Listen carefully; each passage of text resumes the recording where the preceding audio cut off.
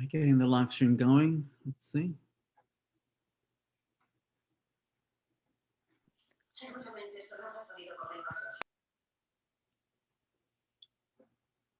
Okay. Hey, Professor, why was the deadline for assignment 3 extended? Not that I'm complaining, just curious. I hadn't meant to. I absolutely thought it was Wednesday, and I had planned all my work around it being on Wednesday, and now I realized that I had made it on Monday. I don't know why, and but yeah, it was I had already scheduled it to, in my mind at least, to be Wednesday. So that's how much time I thought folks were going to need. So since I had a lot of people asking me if they could have an extension, I says, why do they need an extension? This is due Wednesday. And then I realized that I'd made it on Monday for some reason. Sorry about the confusion. All right, let's see. All right, welcome everyone. Let me share my screen.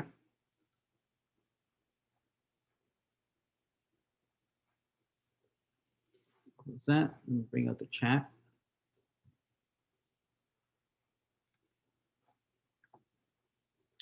On the side here.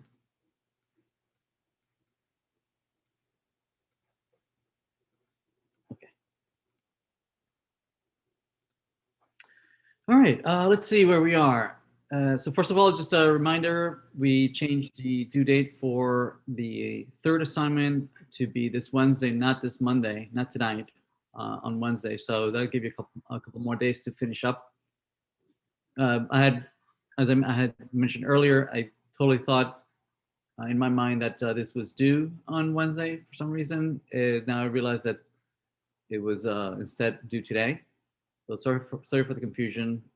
My original thought was to give you at least till Wednesday. Nevertheless, we're gonna. So today we're gonna introduce a new topic. We're gonna be talking about Redux. It's an alternative way of maintaining state of an application in a front end application, as opposed to the technique that we've been using, which is the out of the box mechanism of using the state variable in classes, or using hooks, which are, these are native solutions that come from React. And today we're going to introduce a new mechanism of doing something similar, but using Redux. Redux is a library. It's not specific to React. It's a library that can work just as well for TypeScript, or jQuery, or any other application that wants to maintain state. It's just trying to solve a problem that you might have identified while working in the current assignment. That when you have a state management that is maintaining a particular component, and that component needs to share that state or event handlers with other components that might be children of that component. It could become fairly awkward passing all the data across multiple layers, right? Let's bring up the project that we've been working on, right? Let's see, React right here. So for instance, you might have already identified these kinds of issues in the current assignment that you're working on, right? So you have the course manager declaring a state variable, right, where we're maintaining courses and other state variables that we might keep in that state. We also declare several event handlers that can manipulate that state, and they're all being handled here in the course manager. But the component shares the state and shares all these event handlers with child elements, right? It passes references of the state to subcomponents, right? It shares the state, the courses with the course table. It also shares the event handlers with the course table, also shares it with the course grid, and eventually would also need to share it with the course editor as well, which we haven't implemented yet. Then the course table itself shares the state and the event handlers with other components underneath, right? Like course row passes references to the functions, it passes state down to the course row, and then the course row finally, right, is at the leaf of this hierarchy, right? The course manager being the root, and then the course tables, course grids, and then at their leaf you have these components that is where the events are being generated, right? And then these events then trickle up the chain, right? By calling the functions that are being passed to it by the properties, right? And then go up the chain to the table, and then up the chain to the course manager, and then finally to the functions that actually implement and modify the state. So these three components, the course manager, the course table, and the course row, are tightly coupled, right? There's a very strong dependency between these three components, right? That makes it hard to, if you want to ever change the layout or move things around, right? This dependency is would also have to change. Okay, this dependency between the course manager and the course table, and then the course table and the course row, this dependency, right, tightly couples, right? It makes it really, really hard and inflexible to move things around. So today we're going to introduce a technique that is implemented in Redux to remove or to make to remove the dependency, to make the application much more flexible, so that it would allow us to move things around much easier, and also it forces us to think in terms of functions as opposed to classes, and also forces us to think on components being stateless, right, as opposed to maintaining their own state, and which allows us to create components that are much easier to test in the long run, right, and improve the quality of the software. So I'm going to first implement a component using this classical implementation of using a state variable and event handlers first, right? And then I'll show you how to implement it using Redux.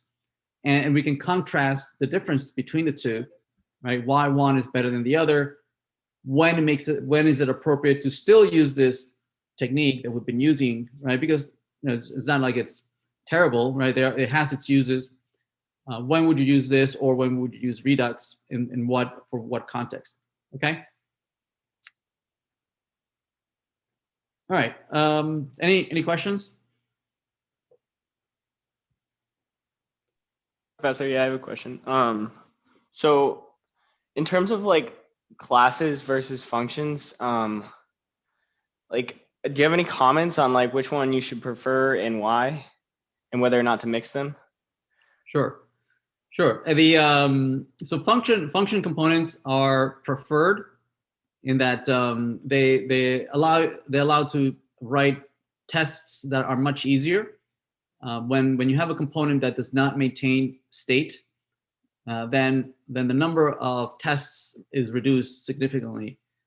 So for instance, if you have a function that doesn't remember any particular state that like a function says, right? If for the same parameter value, it always gives you the same result, then the tests are very simple.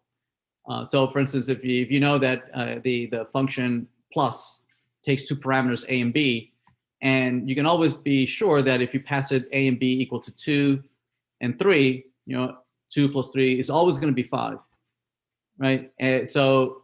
Whereas if you have a function that has state, that changes its state over time, it's much harder to test, right? That for instance, if you have a bank account that has a function called deposit or withdraw or balance, then those functions will not always come back with the same value. It depends what the state is, right? It depends, what the previous balance was, right? If you deposit, and then you ask the balance could be positive, negative, or it might have reached a particular threshold. So it creates all sorts of edge cases that need to be tested. So functions in general are easier to test. So that's why functional components have become much more popular to write these components that are stateless, that have no dependency on maintaining any state within them. So that it also allows you to decouple and test the function out of context, right? So that you don't need the outside context to be able to render it all by itself and test it independently of outside where it's embedded. So if we wanted to test, if we wanted to test the course grid or the course table, well, then that means that this course table depends on this course state. And so it cannot be tested independently outside of the course manager, right? Ideally, this would be a component that could be tested outside of the course manager, rendered independently, all by itself, that you could inject the state independently of the course manager. And so you can run all sorts of tests and verify that it works independently of the outside world. So that's why functional components have become much more popular. Even classes component, but that are stateless, are also much better than just classes that have state. So there are cases where you want to maintain state. In particular, if that state is self-contained, that it's modular, it doesn't expand its boundaries, or that you can control the boundaries, right? That makes sense. Then sure, you could still use stateful components, but not for application-wide state, right? For that, we prefer the solution that we're going to introduce today, that is Redux, right? Where you can take the application state outside, do not include it here in the components, and try to leave these components as stateless as possible. Where each component might have its own little self-contained state, right? Maybe because you have a little form, and that form needs to validate. Maybe you want to highlight certain things. You want to maybe give some feedback on that form. So it's self-contained. So it should, it can maintain its own little self-contained state. That's okay. But application-wide state, right? It's a better option to have it outside or separate, right, and maintain using tools such as Redux. Professor? Very helpful, thank you. Yes. Professor, you just showed us the code which you showed, right, for the course grid as well as course table. Course table is a class and course grid is a function, right? Yes. So in both the cases, we are trying to pass courses. So in what way are you saying that the functions would be easily testable compared to course table? Like, I'm trying to understand. In both places, you're trying to send courses, list of courses. So even classes can be tested the same way, right? I'm not able to understand that part where you're saying that testing is easier in functions. When I mean functions, I don't mean that you're implementing it using functions. Functional meaning that it maintains no state. A function like sine, cosine, log, right? Add, plus. So those are functions, and they maintain no state, right? For the same input, they will always come out with the same output, as opposed to the example that I said earlier as like an account. Right, the functions withdraw or deposit or balance. Those functions, right, are not functions, right? They're stateful functions. That's what I meant. Okay. Function as in functional programming. Yeah. Okay. Let's see. There's a question on the chat. It says, "Any suggestions on how to strengthen the knowledge we've learned? Feels like maybe 2 days later, I still cannot implement functions. For example, we met in assignment 3 on my own." Oh, you'll have plenty of chances to practice this. We'll all throughout the semester, we're going to have plenty of chances of writing many more classes and functions.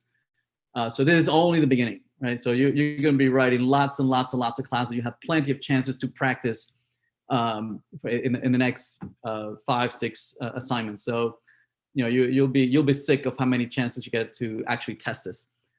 So my intention is that practice makes perfect.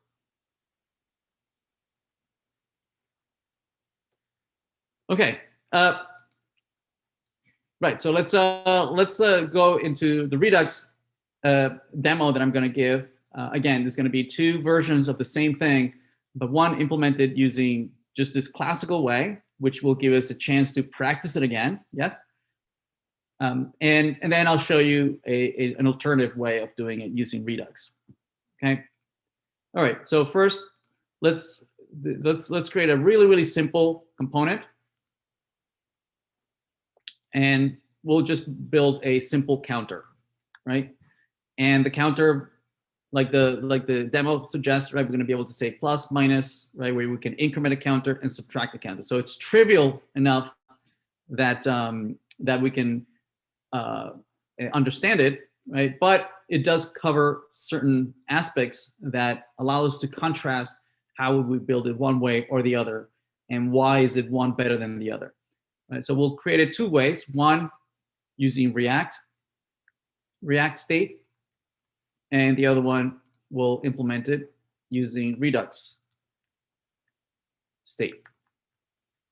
Okay, so let's implement it using React state, using the techniques that we've been using in the previous assignment, right? So let's create first a JavaScript where it's going to hold the entire application, right? And this will be called counter using React.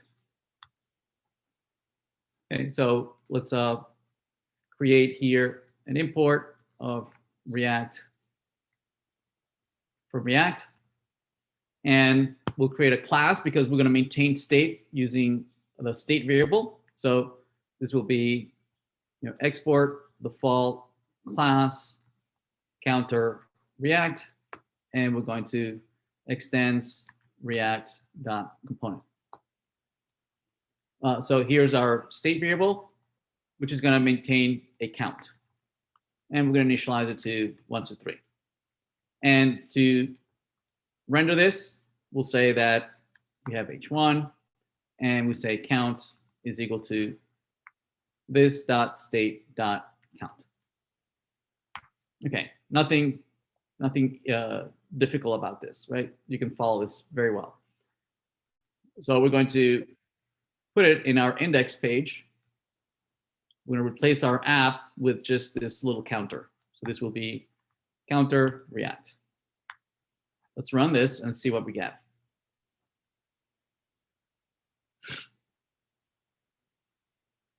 Oh, I believe I have another application running.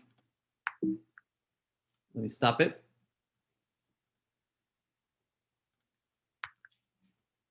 I believe it was this one. Let's stop that. Let's run this one again.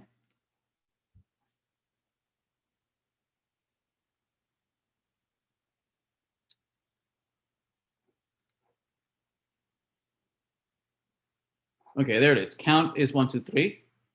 And we would like to be able to increment and decrement this, right? So we can add maybe 2 buttons. So this would be maybe button, and this would say, I want to go up and I want to go down. Counter up and counter down. Right, and that's how they render. So normally the way we would implement this is that we would have event handlers that would allow you to increment or decrement the counter. So this would be maybe functions up. That is a function that is going to do what? It's going to look at the old value and it's going to increment it by 1, right? So since we need the old value, right, we need to use this syntax, right? Set state that takes in the previous value, previous state, and then it calculates what the next state is based on the old state. It is going to return the new state, which is going to update the count to be whatever the previous state count was, plus 1. Okay, and we can bind it to the button by saying on click this dot up.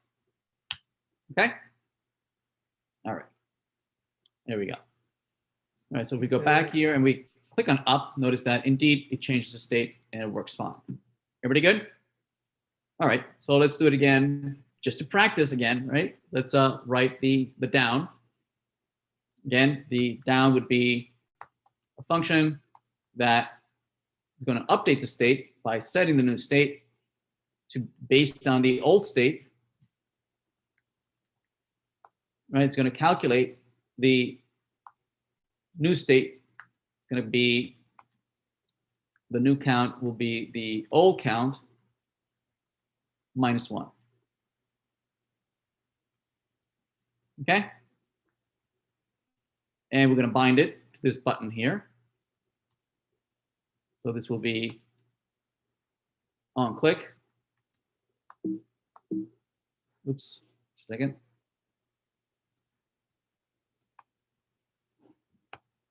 On click, it'll be this dot down. All right. Let's see. Now we have up, and we can go down. Everybody good? Okay. So there's nothing very exciting here. And certainly, if this were the case and we're done, right, then definitely this is the way to go.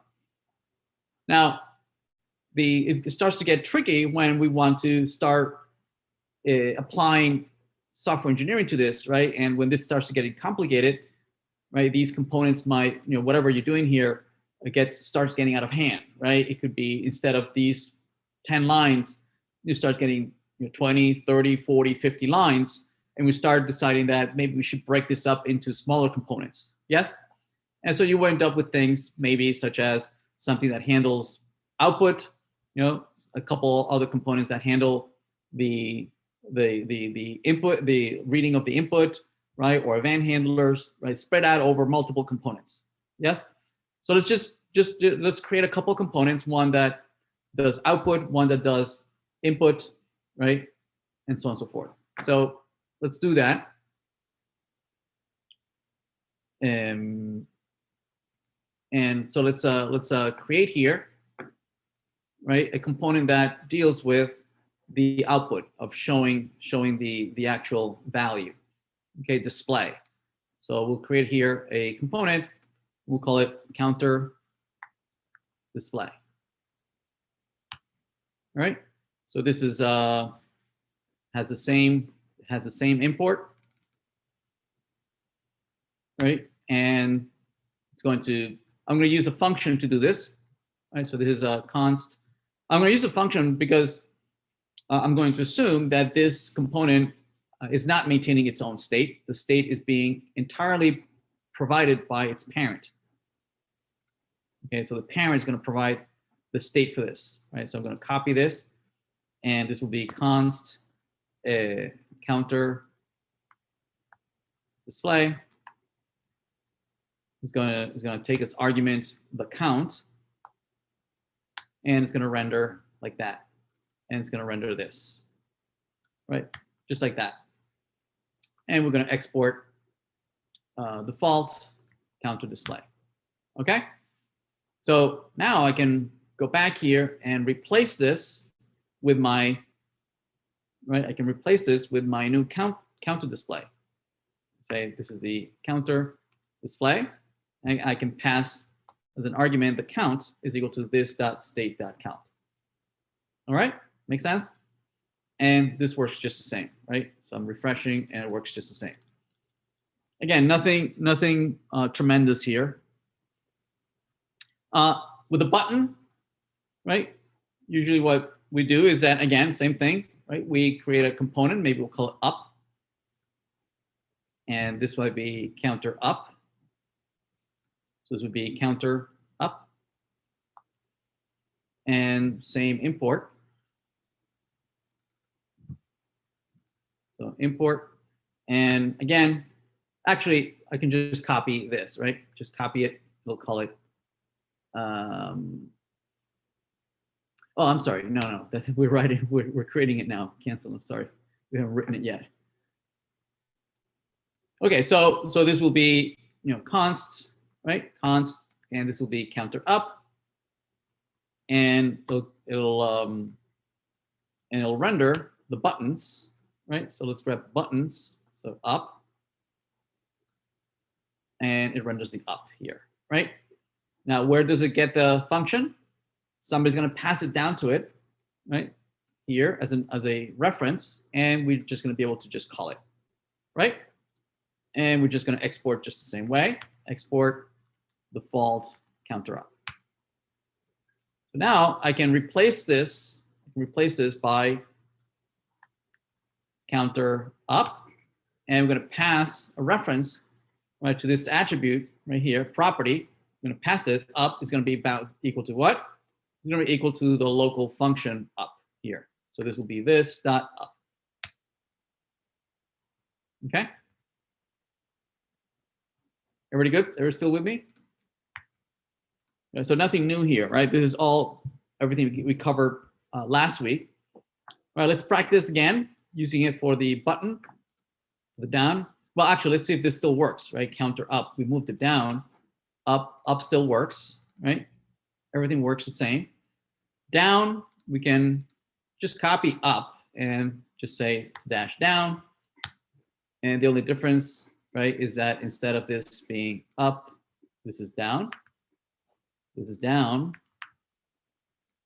and down. And I'm passing a function down, which I'm going to call on click. Okay?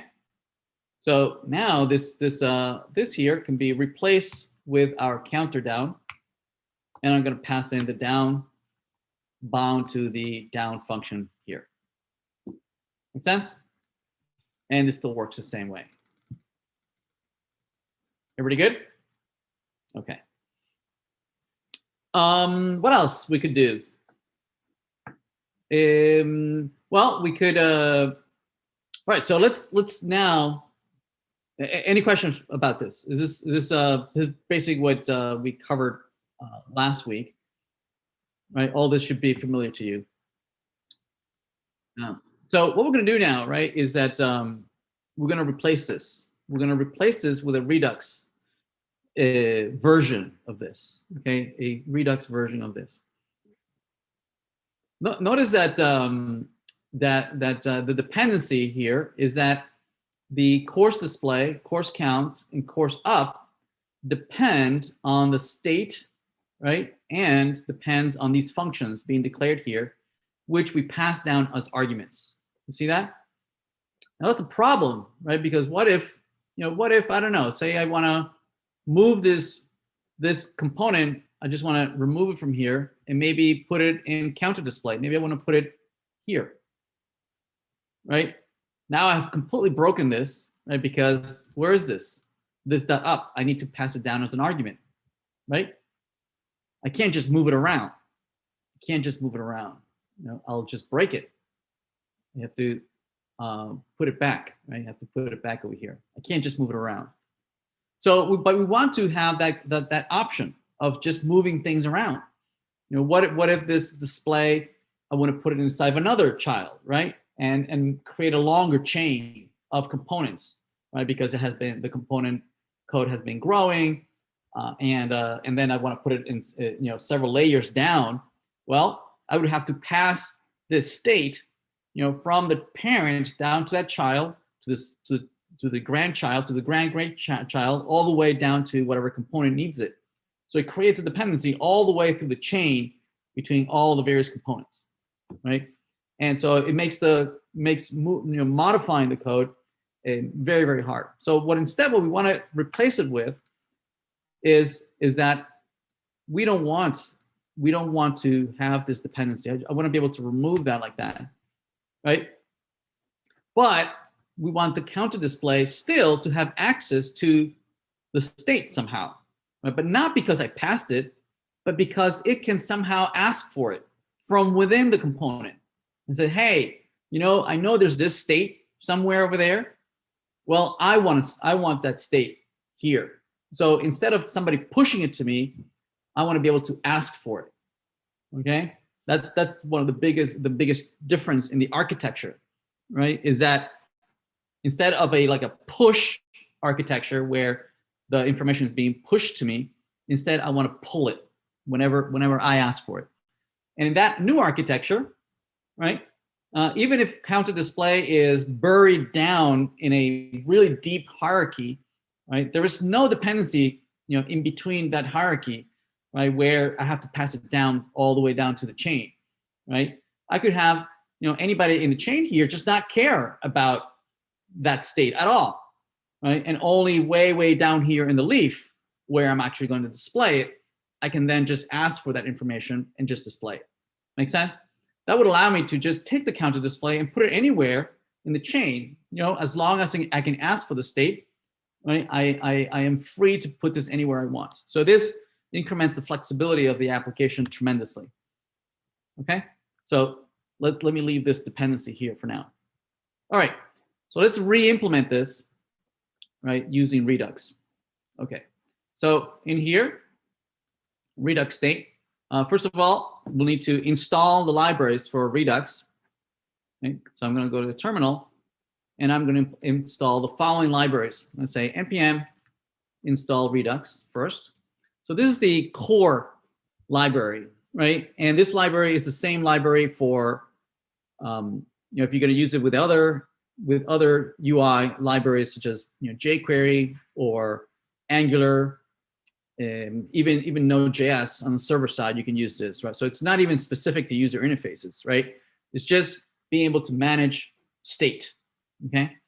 Now, what's going to make this specific to React is that it's another library that I'm also going to install. It's called React Redux, right? This is going to be a set of components, of React components, that create the glue between this state management library and its representation in React, right? So it's going to allow us to tie, the state management with React, right? So there we go. So we've installed it.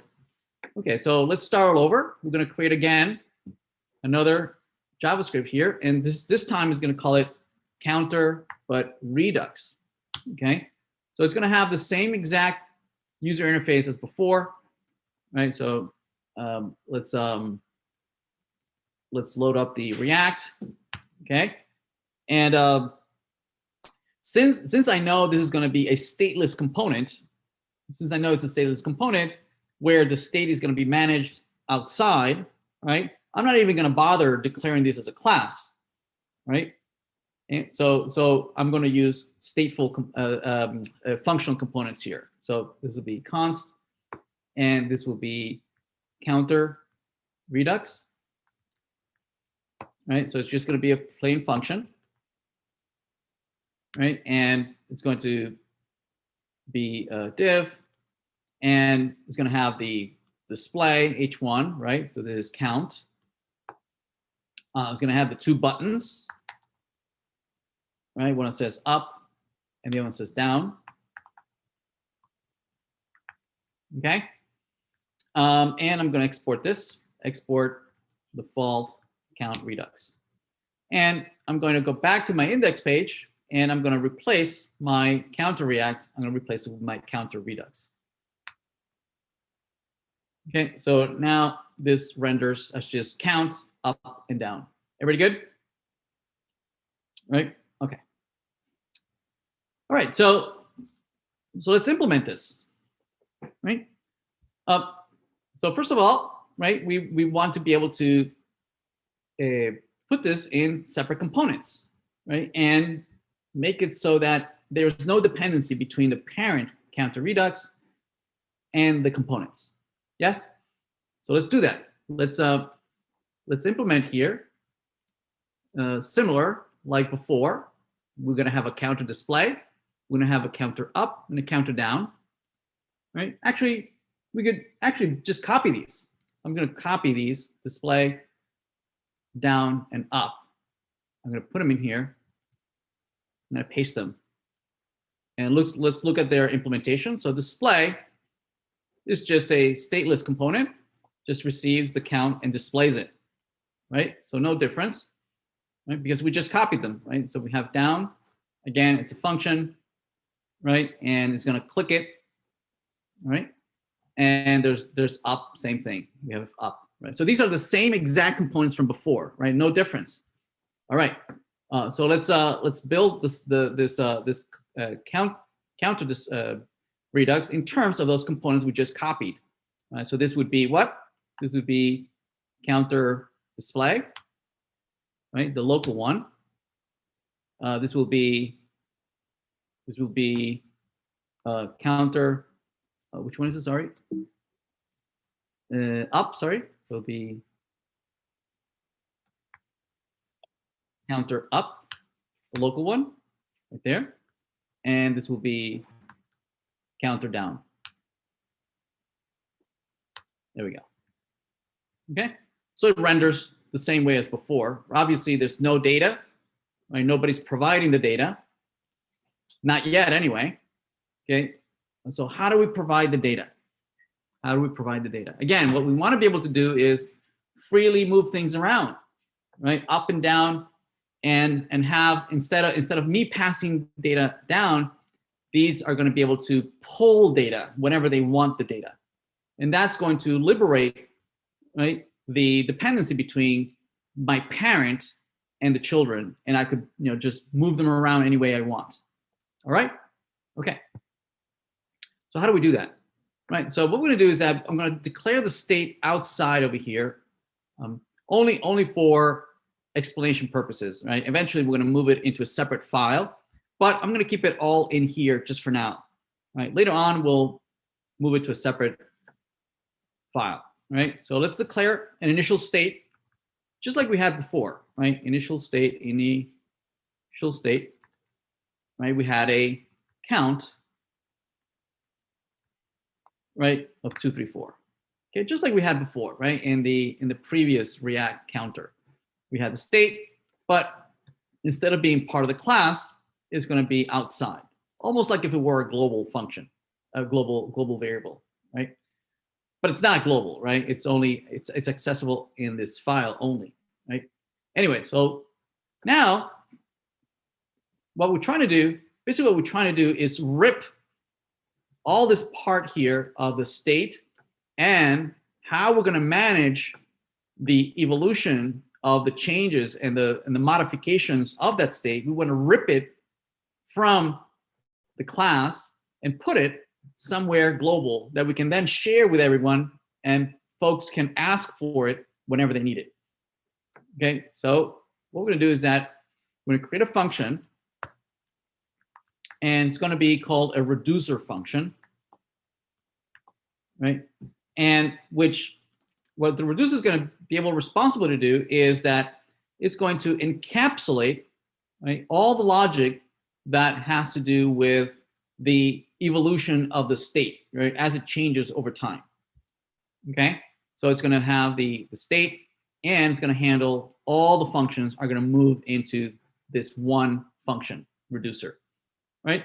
So the reducer needs to be able to handle the data, right? It needs to be able to handle the data, and it needs to be able to handle the functions, right? Handle the functions on how to modify the data and the data itself. So the reducer is going to take two arguments. One is going to represent the state, the current state, okay? And the action is going to represent the various actions, right, that we're going to be taking, you know, meaning increasing or decreasing the count. Okay, so it needs both things. Now, here, this is a common name for this variable, this parameter, but you know, so that we can understand, I'm going to use the same name I used here when we were changing the state. Right, we were changing the state by looking at the previous state. In the next state, we set it to be in terms of the previous state. So that's why I'm going to copy this, and I'm going to use here previous state, just so that I can create the analogy, right, on how they're the same but they're different. Okay, so this previous state represents exactly what you think it represents. It's whatever the state used to be, right, before I entered this function. This function always sees what the previous state was, and then we can change that state. Okay, right, so this previous state, we're going to initialize it. We're going to say that the very first time around when this function gets called, right, there won't be any state, right? There's not going to be anything previous. So that's why we're going to initialize it. We're going to say that here's your initial state. If somebody called you without a state, well, this is what it should be. And it's its responsibility to, based on the initial state and what the actions might be, to calculate what the next state should be, right? Just like we did here. You know, we gave based on some action, we looked at where the previous state was and we calculated what the next state was. We're gonna do the same thing here as well, okay? So what we're gonna do is that, just the syntax might be a little slightly different. We're gonna look at all possible actions, right? You know, and based off of some key, right? And based on that key, what the type of action might be, we're going to calculate what the next state is going to be. What are the possible actions? Well, it could be that it's up, right? It could be that it's down, right? Or that it's some action that I have not recognized. I don't know what you're saying. It's not up, it's not down. I don't know what to tell you. I don't know what to do. Okay. So if it's up, then what should be the next state? Well, the next state should be, this should be the next state, right? So it's going to be exactly the same thing.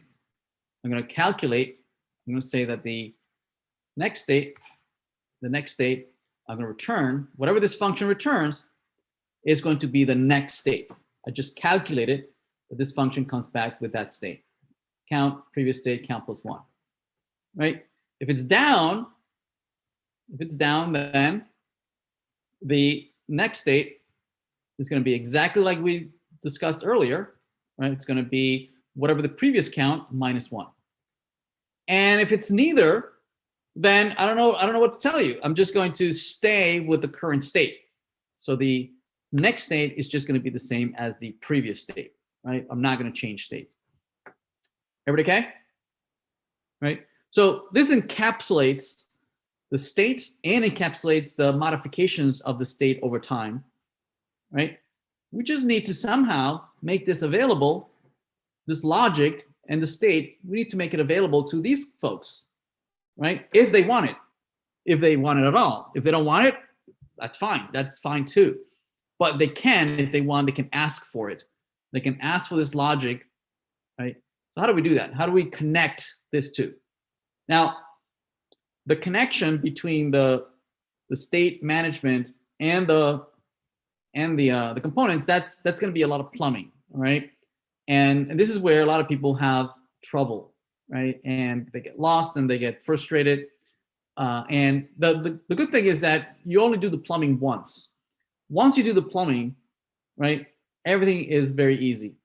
But the hard part is to do the plumbing, right? To connect and all these things and you know, understand that the data flow, that it starts off with a reducer, blah, blah, blah, makes it down to the component, yada, yada, yada, right? And needs to do all the mapping. So that part, the plumbing, is very challenging, okay?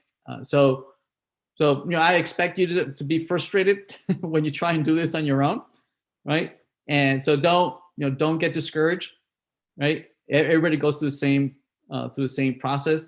It's practice makes perfect. And I would encourage you to try to do this exact same example later on your own, right? Just follow the same steps. Try to do it on your own, right? And after you've done it several times, you'll start identifying what the pattern is. There is a pattern. And once you identify the pattern, right, you'll see where you are. Okay, but you know, I'm just managing your expectations, right? This is Redux is often considered, you know, to have a very steep learning curve. It's mostly because of what's coming up, right? The plumbing. How do I connect this, right, to this, right? So let's go. Let's try it, right? So it all starts first with where these states are being stored, right? Where and then how can we pull them out, right? Because this reducer is going to be generating all these states, right? And they're going to be stored somewhere, and then these folks are going to want to pull them out, right? So where are they going to be stored? Well, they're going to be stored in a store. Okay. we're going to create a store. So create a store, that's a function from Redux, right? That takes a reducer, reducer is going to generate a whole bunch of states. And as the states are generated, they are being stored in the store. And then we need to provide that store somehow down to these folks so that they can choose to pull or connect to that store, right? And pull out, whatever component do they want, right? They're going to want to maybe pull out this count from that state. Okay, so we're going to need to provide that store down to the component. So how do we provide that store to all this, right? Well, there's a component called a provider, right? That is part of the glue. This is the glue component. There's a component in the React Redux library that connects the Redux ideas down to the React ideas, right? So we're going to provide the store so that all the components under the provider, are going to be able to connect to that store, right? And pull whatever they want from that store. Everybody okay? They can, if they want to pull out, maybe they don't want to, right? That's okay, right? It's a opt-in mechanism, right? If they want to, they can. If they're not, so I could have this, being a very steep, very deep set of elements containing each other. Maybe most of them don't care about the state. Maybe there's just static content. So who cares what the state is? But a few of them might care about the state, and they could pull out any part that they want. Okay, right. So let's take a look at the counter display. The counter display wants to pull something from the store. They want to pull the count so that they can render it. Okay, so there it is, counter display. They want to pull out this count and from that store, from those states that are being generated. Right now, how do we do that? Okay, how do we connect this component, right, to the store that is being provided that contains all these states? Well, there's a function called connect. Okay, there's a function called connect from React Redux. Okay, that does exactly that. It connects the store, right, the state that are being generated by the reducer, and it connects it, and you can map all those states that might be in the store. You can map them into the properties that you're expecting. So you're expecting that, and says, "Ooh, wait a minute! I could map, right, all those states that are in the store. I can map them and then pass them to you." Okay, that's what the connect does. So how to use the connect? So the connect, this is how it works. Here, right before the counter display, you can say connect. It's a function. Okay, that function returns another function. Okay, the connect function returns another function that you can use to pass the properties down to the component. Right, you can inject these parameters. You can inject those parameters, right, to the counter display. I know this syntax looks weird, right? It's a function. That function returns as a return type, returns another function. So this function, when you call it, it evaluates to a function, which you can then use to pass in that counter display, and it will inject whatever properties you want here. Okay, so how? Oh, well, let's see if we broke anything. If we go back, notice that this still works, right? It's still connected. And it's still not doing anything, right? But so this as far as yes. Could you just repeat that return statement? I got a little confused there. You said that the function returns. I mean, could you just please repeat that part? Yeah, sure. So connect is a function. Okay. Connect is a function, right? And as we have seen in JavaScript, functions are first order objects, right? They're treated like any other object, right? They can be passed in as arguments. They can also be returned as return values, So you can pass it as parameters, or you can return them as values as well. That's exactly what connect is doing. Connect is returning a function, right? We could maybe, we could say like this. You say const equal connect, right? And then you can say, EW dot count to display. Oh, So okay. that might be better, easier to read, right? Connect returns something. That something is a function, right? Which you can pass it something else. Can we do this for other in this same style of coding? Can we use for other things? Oh, sure. Yes. This is perfect JavaScript, normal JavaScript. Yes. Okay. Professor, Yes. you're welcome to pass on this question, but I just want to ask it. Why does it return a function? Again, you're welcome to pass on it right now, but. Oh, because that function, right? EWQ, what it's going to do is that it's going to take this as a function and it's going to pass it these parameters. So this is the function that's going to pass count to display the properties that it's expecting. Opposed to passing that property directly to connect, I guess. Well, no, we're going to pass all the things here in the connect in a minute, right? The connect takes certain arguments, which we're going to do in a second. Okay, I'll just bear with you. Yeah, we'll do that in a second. Yeah, we're definitely going to do that. Let's see, is there a question in the chat?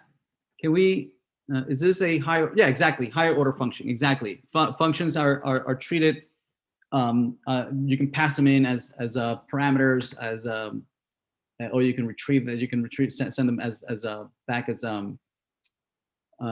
values, right? Actually, we did it in jQuery, if you remember, right, where we can chain multiple functions one after another, which allowed us to, and that only works, right, if each function returns a value that can then be invoked as if it were a function, right? It's actually very common in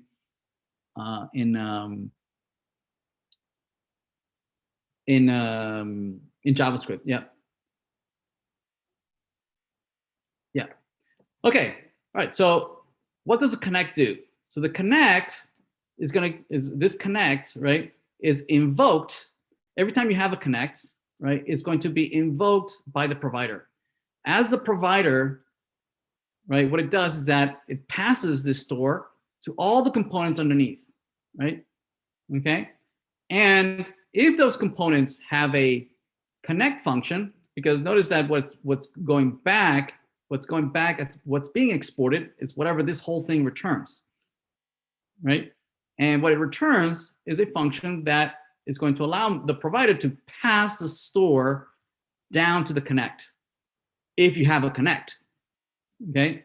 So the arguments to this connect are going to allow you to determine what from the store that is being sent to you, what from the store do you want, right? Because the store is going to have, well, right now it just has a single variable, right? But eventually this could be, arrays, it could be maps, it could be, a shopping cart, it could be my billing information, it could be my preferences, it could be a lot of things, right? It could be a lot of data in here.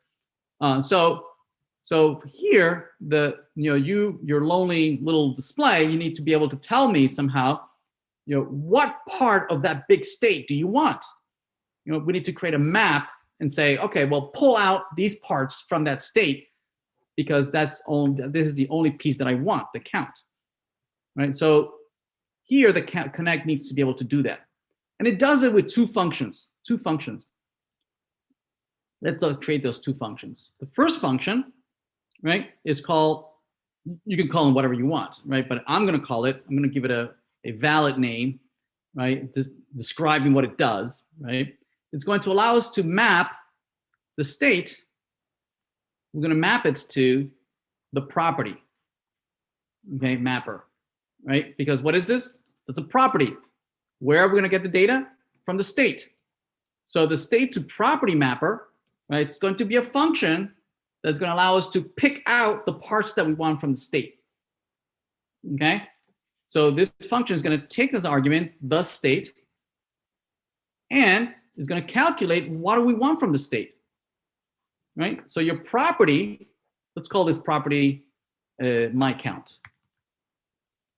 Okay, I can call it whatever I want. So here, this function, which is I'm going to pass as an argument, right, to the connect, right, is going to receive the state, and you need to tell me what part of that state do you want to send to the counter display? What properties do you want to send from that state? So this is going to return, whatever this returns, is going to be a map that maps the state to the property. Meaning, where do I want to get the value of my count? I want to get it from the state which has a count. Right? Remember, in here, right, we are putting the state, initial state, we're initializing it with this object. So the state has that object. We're pulling it out, and we're going to map it to my count.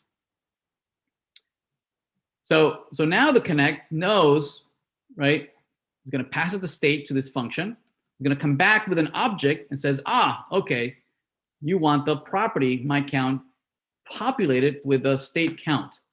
Now I can tell the count to display and give you those properties that you're expecting, my count. And the value is going to be taken from the count. Okay? All right, so let's try it out. Okay, notice, son of a gun, look at that, 2, 3, 4. Okay, where does that value come from? That value comes from this 2, 3, 4 right here. So if I change this to be 1, 2, 3, 4, notice that indeed, right, that state count is finding its way into that mapping function, and it finds its way into the property my count. Okay, does that make sense? How is the professor? Yes. So now the state.count, that value has been assigned to my count. It's Yes. state to property mapper. Yeah. And from there on, how does it go to the counter display? Like, I'm trying to understand that. So this returns a map, right, that you can calculate and determine what is that you want to map with what. Okay. Yeah. This over here, what this returns is a function that will pass the map, will pass whatever map you return here, will pass it down to the counter display as a property. So this gets passed in to the counter display. So whatever the connect returns, that function, invokes this function, passing it the map, which is, and then here you extract what you want from that map. Okay. So you can populate whatever you want. Say you can populate anything you want. So you say message, hello. Okay, and I can then move and bring in that message. Okay, and then I can put the message here. Right, hello. Right, so whatever this object returns is being passed down to the counter display as a parameter, which we are unwrapping, like we are destructing and grabbing whatever that comes. Obviously, most of the times we only want data from that state, right? But you can put any hard-coded stuff you want in here, right? Or you can do all sorts of calculations and now sometimes, right, this state here, I mean, our state is fairly trivial, right? It just has a count. But this could totally be something extremely hierarchical and very deep and have a lot of data of which my counter, right, might not care about all that map, all that information, right? It might care that we collate or we aggregate certain parts of the state into a single value, perhaps, or into a handful of values that I can then pass into the map. So this kind of gives me the opportunity to make those changes. It's maybe what a controller might do in an MVC model view controller, right? Where it might massage the data before passing it to the view for rendering. Okay. Right. Professor One. Yes, go ahead. So unlike in React, we used to use this to change the set state property, set a state of a Yes. variable. So how does Redux differentiate between which is a state variable and which is not a part of that counter display in this case. Yeah, so we haven't talked about yet on how we are changing the state. We'll do that in a second, right? So we have no comparison yet on how Redux does it and how React does it, right? React, we know that we use this .set state, right? Here, we are going to be using, we're going to be generating these actions that are going to change the state. Right? They're not going to change the state. They're going to generate the next version of the state. Okay, and we'll see that in a second how we do it. We know that in React we call this .set state, meaning we have a function, a magical function that gets invoked that allows you to change the state. Right here, something similar is going to happen too. We're going to have a magical function that we're going to call, and it's going to allow us to do this, right, or do that. Right, compared to some type that we're going to pass as an argument, right? So let's do that. Let's see how we do it. But now notice one thing though. Notice one thing, that this implementation, notice what it allows us to do. You might say, why are we going through all this, right? Well, notice that I could take this counter display, cut it. It's no longer there, right? I could now go down to counter down, right? I could maybe just put it in here, right? Notice that it works just the same, right? I was able to just grab it and move it anywhere I want.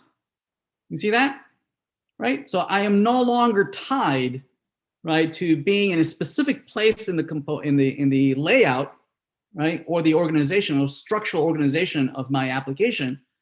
Because I am no longer tied, I no longer have a dependency with my parent, right? I can just grab the state that I want and that I need for rendering, right? So that, is truly the power of decoupling, right, the rendering from the state management, right? That we no longer have a dependency between the hierarchy of the parent and the child and having to, drill down the state all the way down to the children and then up again. I am free to move this around wherever I want. Okay, that makes sense? Obviously, this is not where we want it. Let's move it around. Let's put it back where it wants. But I just wanted to illustrate, right, the power that and flexibility that this gives us, right? Okay, so let's do counter up now. So counter up, same thing. We were able to untie the counter display from the state, right? So that we can put it anywhere we want. Now let's do the counter up and down. Counter up and down, before in the other implementation, right? In the React implementation, they are dependent on the event handling, right? Which is declared here, right? And we have to drill down and send it down to all these components, right? So that they can then go up and talk to us. But now the implementation is going to be that I'm no longer going to be tied to this to being here. I'm going to be able to move it anywhere I want. Okay, so let's take a look at implementing our version here of counter up. So counter up, right? So the first step again is to first connect this counter up with the Redux mechanism. Okay, and we do that by bringing in the connect function from React Redux. Okay, and we're just going to call the connect here, and this is the weird syntax. Okay, and this still works the same, no difference, right? Nothing changed. But now we can declare the two functions, right? Now before I only created one function when we did the display. Right, we only declared one function, right? And I just declared one function. The second function that this takes, right? I never declared it because I really didn't need it, right? The first argument, the first parameter allows me to tie to the state, okay? The second function, which I didn't use here, I didn't need here, allows me to tie to the action, So one of them, the first allows me to tie to the state. The second one allows me to tie to the action, the type here, okay?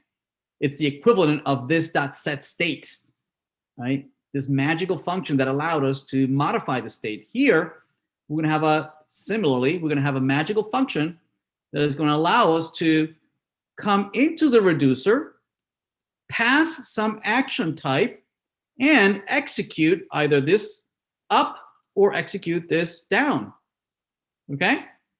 We want to be able to come in here and decide, right, what the next state should be. So how do we do that? Okay, so let's move over to the counter up. Okay, so again, two functions, the two functions. The first one we saw was what? Was the state to property mapper. Remember that? Which takes in the state and it comes back with some map.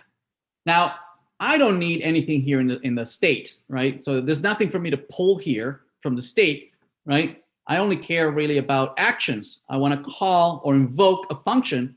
There's no state that I need to render here. I mean, I can, I could easily pull out the state if I needed to, right? I just need to map what I want. But in this case, I don't need it, right? The second argument, it's going to be it's also going to map. We want to map this property up. I want to send it a function so that you can call that function. Yes? Right? I need to, just like the state allow me to send you a property with data, this one over here, this next function is going to allow me to send you not data, it's going to allow me to send you a function that you can call. And when you call that function, I want you to be able to run this reducer so that we can run either this part of the code or this part of the code. Okay, so how do we do that? Well, this one's going to be a dispatch to property mapper. The dispatch, right, is that magical function that is equivalent to this dot set state, right? This dot set state is what allows us to change the state. Well, same thing here. We're going to receive a magical function, dispatch, we'll call it dispatch, okay? And it's going to be a function that, again, it's going to return a map that is, it's going to allow me to tell and bind a function to this property, right? So the property is called, it's going to return a map saying that for the property up, I want to send you a function that you're going to be able to call. Okay? And for now, we'll just do something silly. We're just going to do alert up. Okay? All right. Then, as we said, these are two arguments. These are the two arguments that the connect takes. Two arguments. In that order, it needs to be in that order. First, the state to property mapper, and the second one is the dispatch to property mapper. Okay? And this would populate any properties with data, but we don't have any. And this would populate any properties with functions, which we do. We have one. We're going to populate the up property. We're going to bind it with this function. Okay? All right, let's try it out. So there's up. If I click it, notice that it says alert up. See that? So it is bound, right? That button is bound to that function that does the alert, right? But that's too silly. That's not what we want. What do we want to do? We want to call this function, the reducer, pass it an action, and that the type should be up so that the new state will change the count to be one more. Okay? So let's do that. This is going to call dispatch and is going to pass in an object, which is the action object that it's expecting, this action object. And it's expecting it to have a type attribute property, right? The type attribute, which is either up or down. So we're going to say up. Okay? All right, let's try it out. So if I click on up, notice that indeed now it's changing the state to be up. Down is not doing anything yet, right? But up is changing the state, And what happens is that when the state changes, the return when the state changes, it's stored in the new store. It's get provided by the provider. It trickles down to all the elements down below. And if the state has changed, then everybody is notified that the state has changed. They can pull out any elements they want from the state, right? And map it to the properties, which gets re-rendered. Make sense? Okay. All right. So let's practice that again. Right. So we got a chance to practice this. All right. Let's go back to the here and let's implement now. Like the down, up, right? We want to implement the down. Down is still not connected. It's not doing anything, right? Down is not doing anything. Professor? Yes. I just wanted to ask, I mean, some familiarity I just wanted to get. Is this somewhat like event handling, like some state changes and then somewhere it gets triggered, and is that something like that concept? Or yeah, it's the same thing that the way this.set state works, right? Whenever the state changes, right, the component gets notified that the state has changed and that it should rerun the render function, right? Okay. And whatever the render function comes back with gets re-rendered, or in this case, there's no re-render function. It's just a function gets invoked, right? And whatever new DOM gets generated, it gets replaced in the DOM. Okay. Thank you. Okay. So notice that the up is here, right? And right now it lives where? It lives right here in counter up. But now I am free to put this button wherever I want, right? I can just copy, remove it from here. Just remove it from here. Maybe go into the counter display, right? In the counter display, maybe I can put the button way down here. See that? So now it lives in the display, and this works just the same. See that? Again, very, very liberating, right?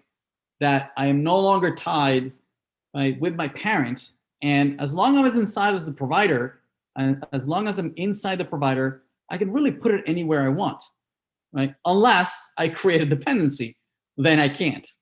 But notice that the dependency is only with the reducer, okay? The data dependency is with the reducer. The action dependency is with the reducer. That is declared as a global application level state, okay? Any local state, obviously, I would have to maintain and manage myself locally. Obviously, that would still apply. But any global application level state, right, is accessible anywhere as long as I'm inside the provider. Okay. All right, so let's not do this silly thing. Let's move it back and put it where it was here. Okay, now let's practice this again one more time. Let's go to counter down. Again, the first thing is, well, we don't need this anymore. We can do import connect from Redux. I'm going to connect it. So connect parentheses counter down. We'll have the state to property mapper, which takes the state,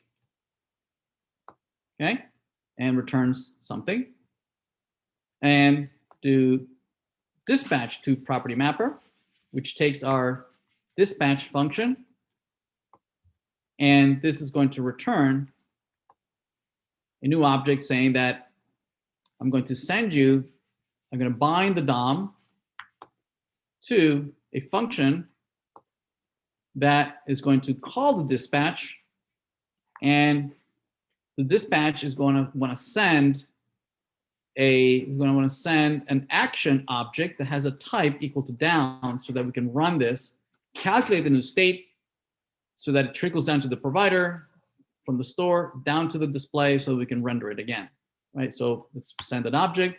We can say that the type is down. Okay. Now type, right? This object action, right? Notice that it's expecting a type attribute. That type attribute is required. You have to pass in an object that has an attribute called type. It can't be anything other. It has to be type.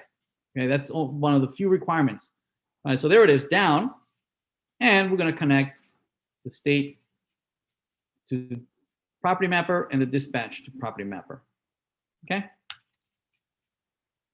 And now we have down and up working.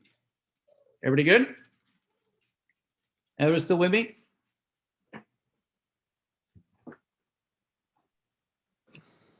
Okay. All right. Let's do something a little more interesting. Let's do something a little more interesting. Something that might be related to the assignment. Okay. So right now, let's sort of replace this index.js instead of, let's put back our app, our normal app, right? That we can navigate to the table, or we can navigate to the grid, or we can navigate to the editor, right? So we're going to be using the reducer, right, to display things such as modules, lessons, topics, and widgets, right, from now on. So we're going to have a lot of chances to play around with this, right? So for the course editor, let's create for the course editor. Where's our course editor? There it is. In our course editor, okay, we're going to have modules, lessons, topics, widgets. So let's create here a state. Okay. Now instead of declaring it here, right? Let's declare it in a separate function, right? And it's instead of declaring the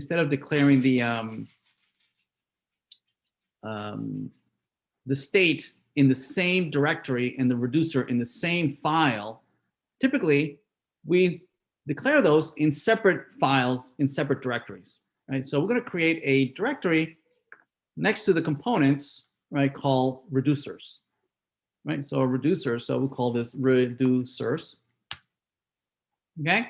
And in here, we're going to call, you know, you can have many reducers. In this case, we only had one reducer that only did and worked with a trivial state, just count, okay? But you can actually have many reducers that deal with different portions of the application or different portions of the page, okay? So for instance, what we're going to do to practice this, we're going to have a reducer that is going to handle the life cycle of modules, right? Lessons and widgets and whatnot, where you're going to be able to add modules, remove modules, edit modules, and things like that, right? So let's create a reducer that only deals with modules. Then we'll create another reducer that deals with lessons and topics and widgets, okay? So let's create in the reducer, we'll call it the modules reducer, okay? And in here, we might have an initial state, right? You know, just like we had before, you know, initial state, and the state might contain an array of modules, right? So instead of being a count, right, like we saw earlier, you can have anything in there, right? In particular, it could be an array of modules, and the array of modules might have maybe an ID, and this might be the title of the course of the module. So this is maybe module 1, 2, 3, and let's just create a couple of these. So this is 2, 3, 4. So there's several modules in there. Okay, and the reducer, again, it's a function. We'll call it module reducer. It's going to be a function that takes what? It takes a state, takes the action, right? And it calculates the next state, right? Depending on the action type. So this might be switch action type. And what are the different things that you could do with this data model? With this data, well, you can maybe add a new module, you can remove a module, you can update a module, right? I mean, there's a whole bunch of things that you can do with a module, right? You can say create module could be something that I could do. I could maybe I can delete a module, right? What else could I do? I can update a module. These are all the different things that I can do with modules. Or by default, right, if I don't know what you're asking me to do, I'm just going to return the state. It's very important, right? This last part here, you should always have a default return state, right? That just returns, initially, you could say it returns the initial state. What did I call it? Initial, stat, initial state, there we go. Okay? All right, and then finally, I'm going to export this. It says export default the module reducer. Okay, everybody good? All right, so now back in my course editor, I can hook this up. I can say, well, I'm going to bring in my module reducer. There it is. I can create a store out of this, right? I can say const the store is I'm going to create the store out of my module reducer. Okay, and then I can provide this to my editor. You can say provider, the store is my store, right? And all components under here will receive the provider. Oops. There we go. I think I broke something. There we go, like that. Oh, I don't think I meant this to be the whole H2. I think I need a div here somewhere. There we go, like that. Okay. All right, there we go. Okay, everybody good? Okay, so now that I'm providing this array of modules to everybody under the provider, somebody might care to render that module, right? Maybe a component called module list. How's that, right? A list of modules. So in the components back here, right, we could create maybe a component module list, right? Who might want to render that list of modules. So it would be just a component, right?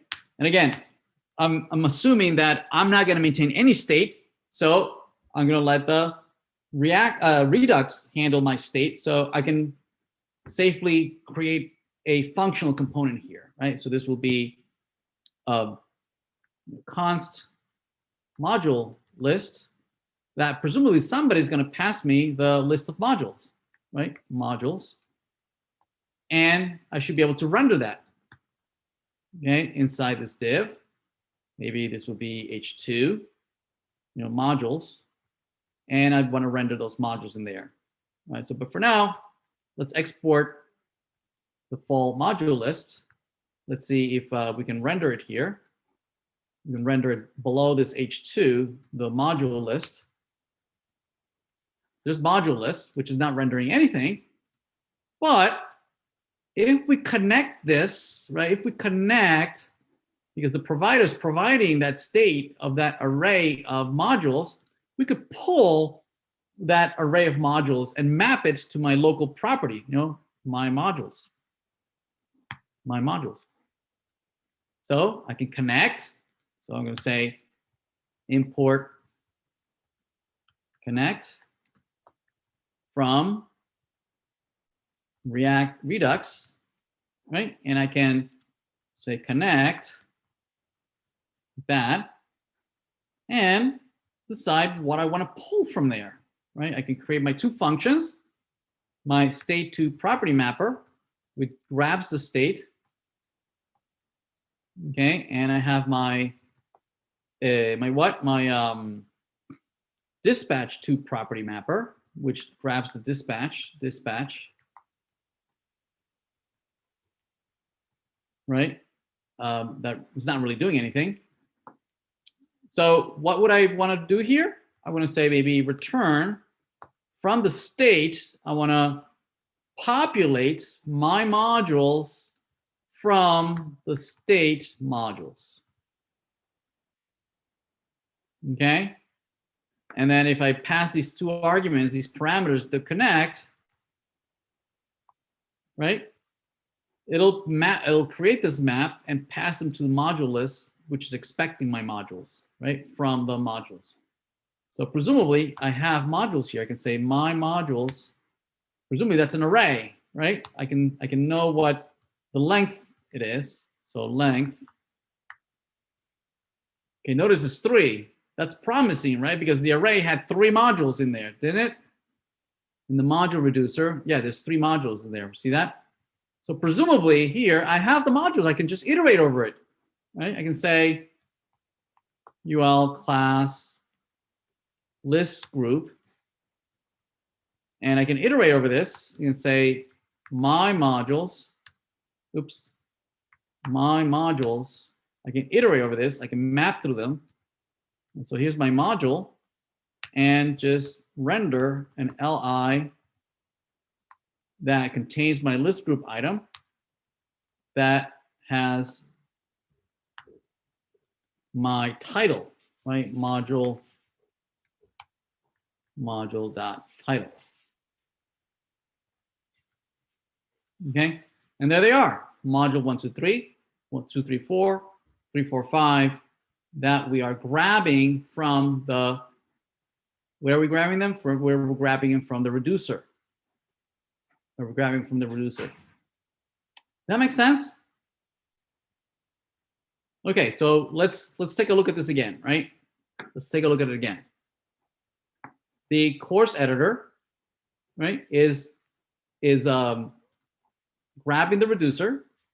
The reducer is generating a state, right? The create store immediately calls the reducer. Reducer has no action, right? So this type is undefined, right? Initializes the state to be this, and it returns the new state, which is just basically the initial state because it has no action.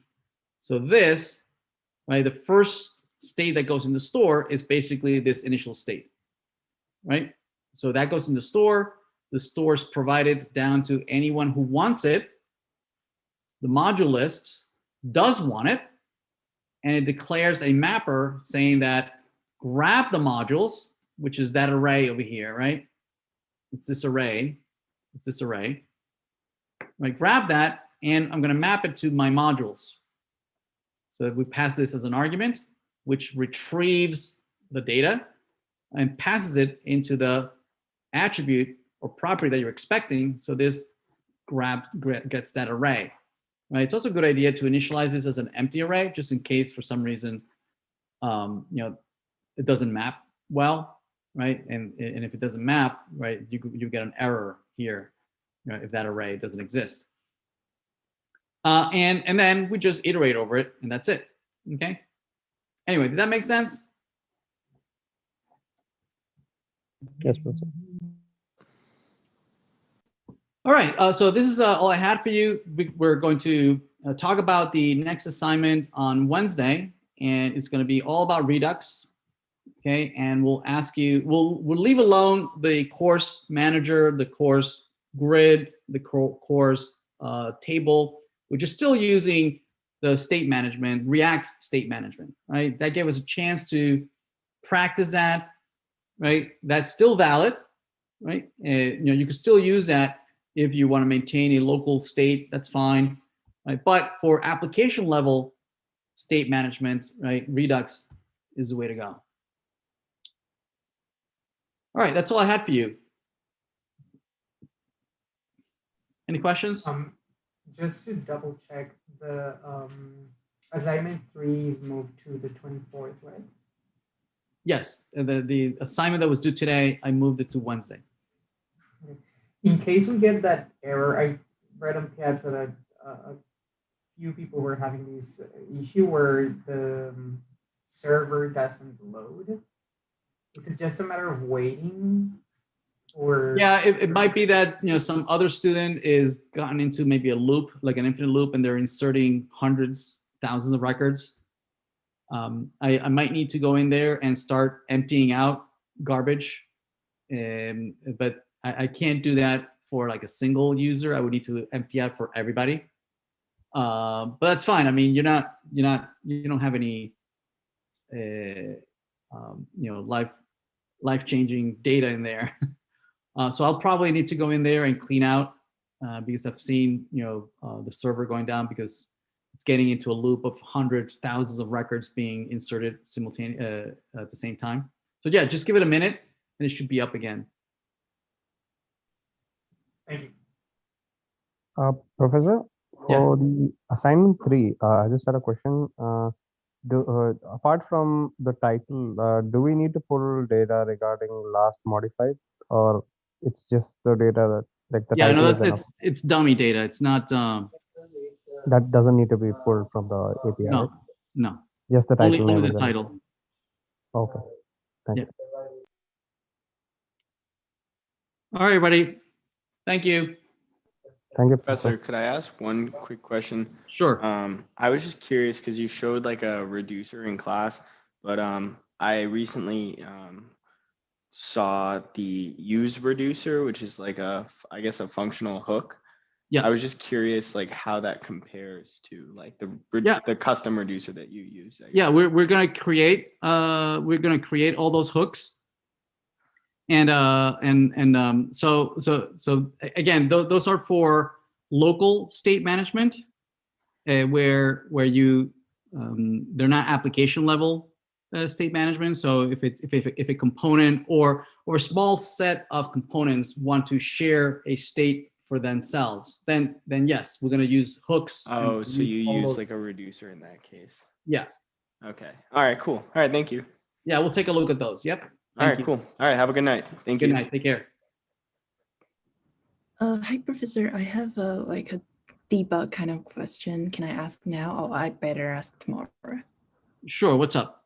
My history.go back does not work properly, but my code looks exactly the way your code looks. I just copy and paste them, but that doesn't work, and it's really strange.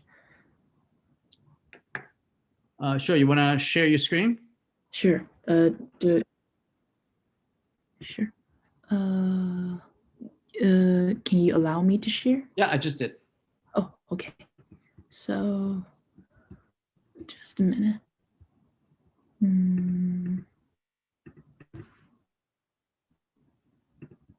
So this is, oh, I didn't share. So yeah, this is my screen, and so what my app looks is when I go to course editor and when I click this, it will say that my cannot read property go back of undefined. So okay, can I see your route for course editor? Sure. So this is my Can you go to course manager? Yeah, right there. Can you course manager? Scroll down. Okay, let's see the course editor here. Where's the course editor? It's at the end. There we go. Okay, I didn't see that. I pass this. Course editor prompts. Okay. Can you go to course editor now? Yes, this is my course editor. Course editor, history. History, go back.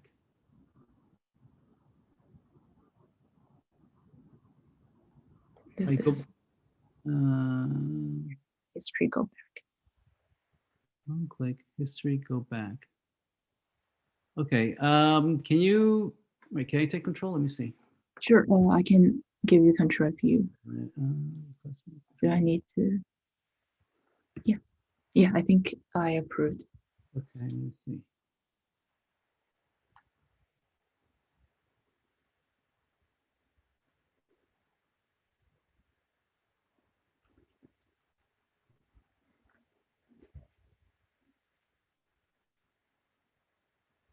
Left, right, left.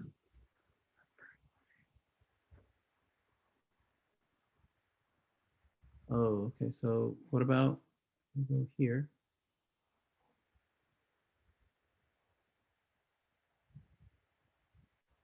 Go back. of undefined history.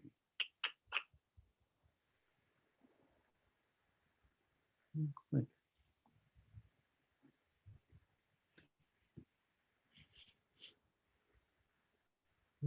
Manager.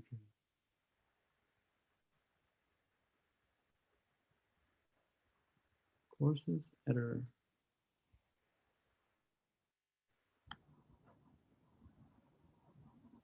Render props. Course editor.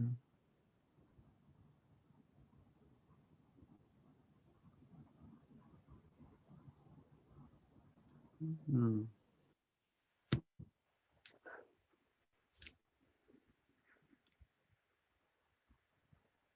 My history.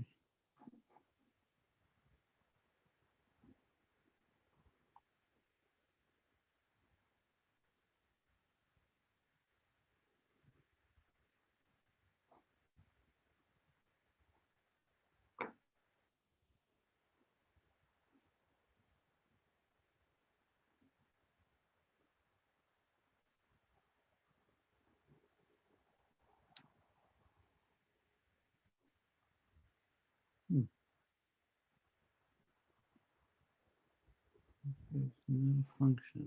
Interesting. History.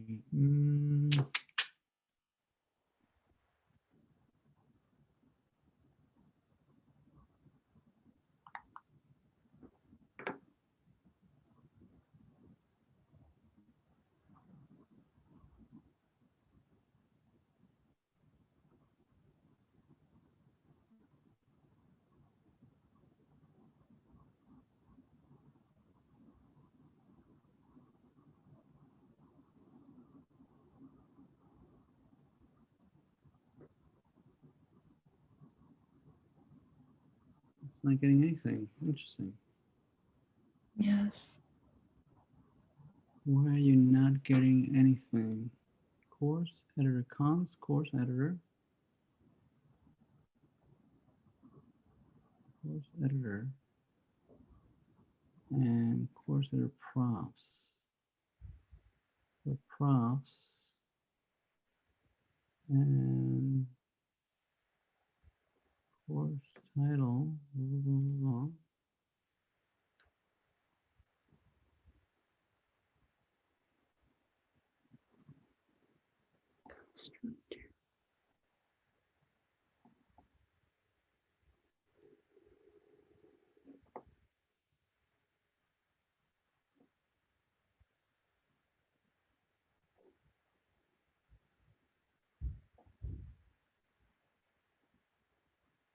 Let's see here. What errors you have here?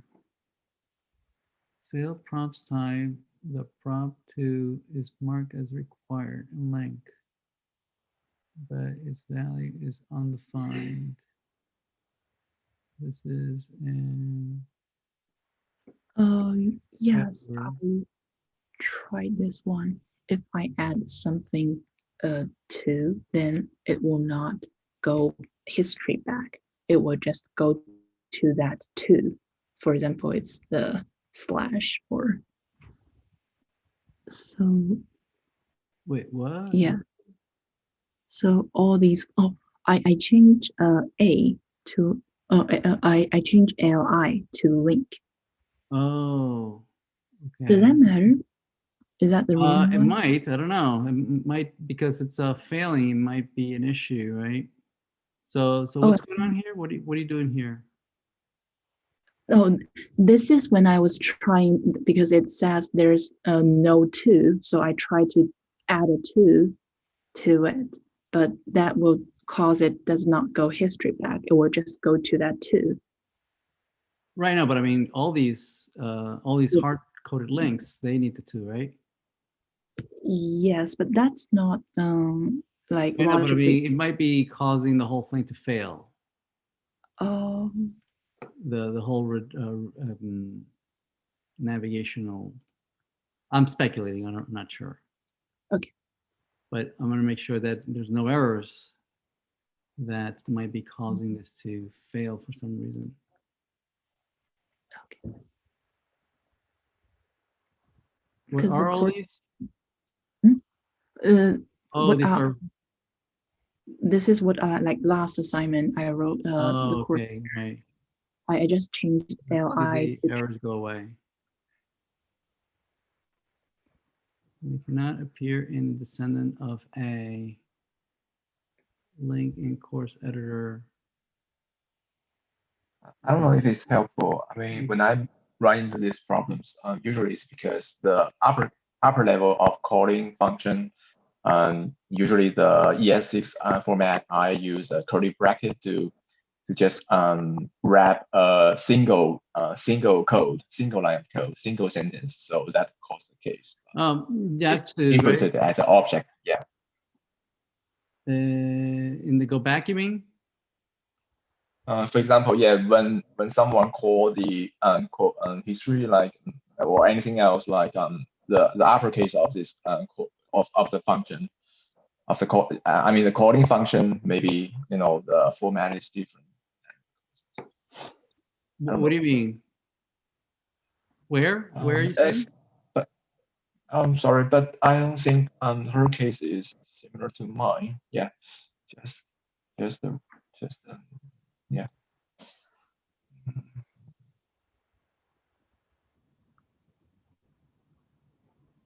My case is, for example, if I called cross table, I called I transmit some parameters from cross table to cross row, and on the cross table, calling the ES6 format of the lambda function, I use the curly brackets to wrap the function code, function sentences, and this will cause the problem. If only the function sentence has only one sentence instead of many sentences. I mean, if we have more than one line of code, we should.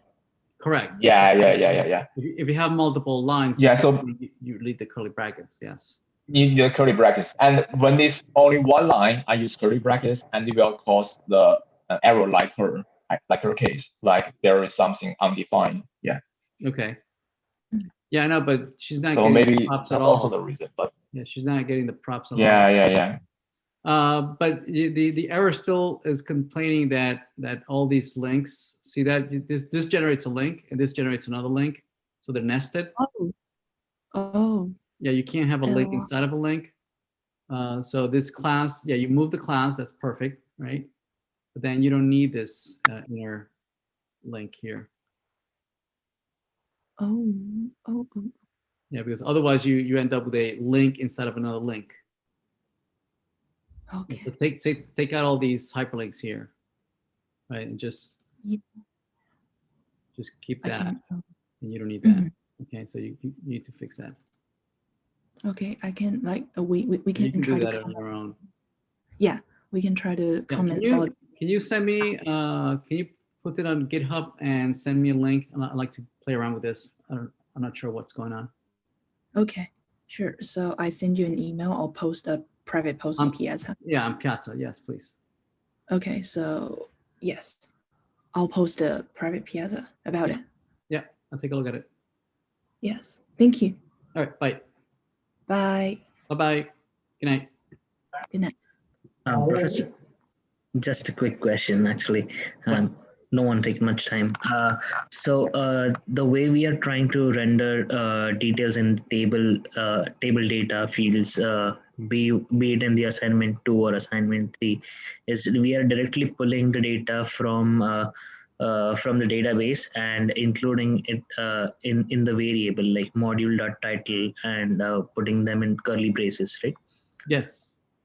So I was like, is there a better way to do that? Like from since my background is in security, it would be like whatever you're trying to input from like render output to the browser, it needs to be validated first if it contains any HTML code. So if you insert any HTML code inside the database, it will be rendered as an HTML instead of the data itself.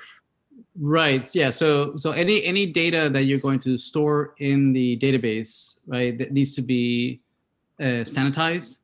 Right. So if you have any embedded JavaScript or if you have any anything that could be executed or even styles that could break your styles. Correct. So all that would be sanitized. So that would happen in two places, right? It would happen, validation before it's even sent to the server. So when you say save, right, or okay, or whatever, there would be a sanitation script that runs on the browser, not letting you even enter that data.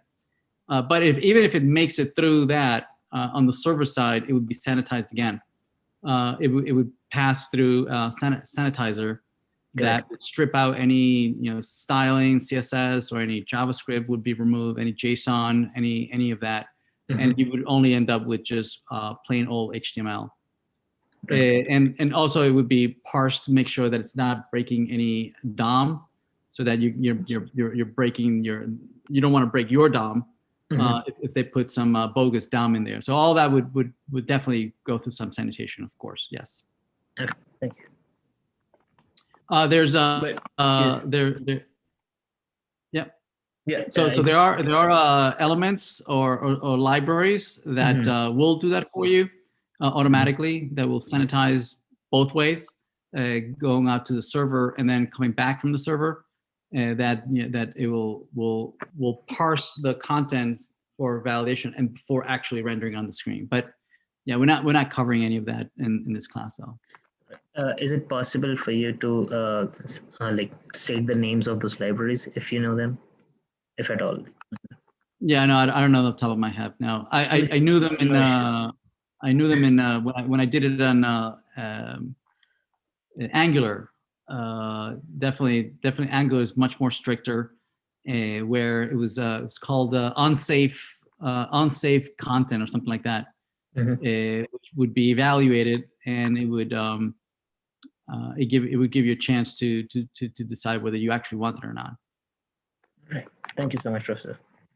But yeah, I'll dig up a couple libraries like that. Okay, thank you. Sure. All right, everyone. Thank you. Good night. Professor, I have a very quick question. So is it necessary to change LI to link? Is it necessary? Not LI. Not LI. You need to change the hyperlink A to link. Hyperlink A to, okay, thank you. All right. Bye-bye.